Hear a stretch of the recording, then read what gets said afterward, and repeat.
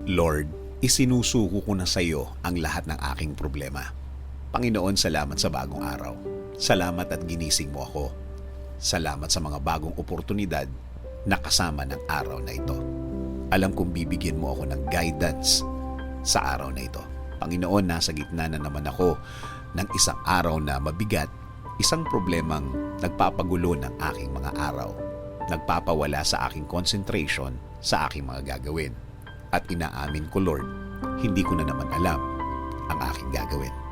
Lord, ibinibigay ko na po sa inyo ang lahat ng aking nararamdaman, ang lahat ng kabigatan ng araw ko ngayon. Isinusuko ko na po ang lahat sa inyo. Kayo na po ang bahalang pagaanin ang aking araw ngayon, Lord. Alam ko, Lord, na kapag kasama ko kayo, magiging okay ang lahat. Magiging maayos ang lahat. Maraming beses mo na akong natulungan. Maraming beses mo na akong binigyan ng kasagutan sa bawat problema na dumadating sa aking buhay. Bigyan mo ako ng direksyon ang aking araw ngayon, Lord.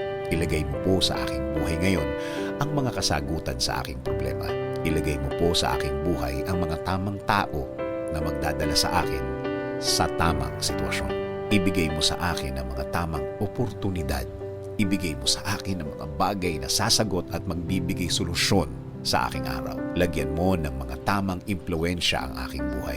Palitan mo po ang mga malulungkot na mga araw na nagdaan. Palitan mo po ito ng mas magaan. Lagyan mo ng peace, kapayapaan, katahimikan na aking puso at isipan ngayon, Lord. Salamat.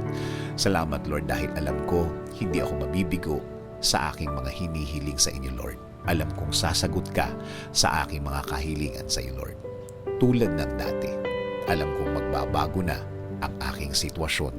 Ngayon, sa iyo at sa iyo na lang ako magpo-focus at hindi na sa aking sarili. Hindi na sa aking kakayahan. Hindi na sa sarili kong mga ideas. Gusto ko pong kumunik sa inyo. Dahil alam ko po, Lord, na ang buhay na kasama ka ay buhay na tama at tahimik palagi. Ikaw na po ang bahala sa aking pamilya din, Panginoon. Gawin mo silang safe palagi. I-bless mo din sila. Ilagay mo sila sa tamang pamumuhay at gawin mo ding safe ang kanilang araw-araw. Panginoon, patuloy mong ilid ang aming mga buhay. Patuloy mong bigyan kami ng guidance. Alam namin na kapag kasama ka namin, magiging maayos ang lahat.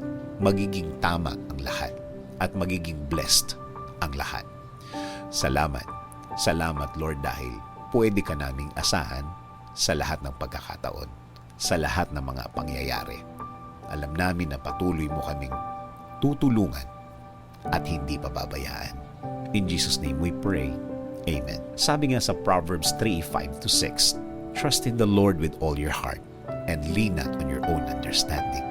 In all your ways, acknowledge Him, and He shall direct your paths.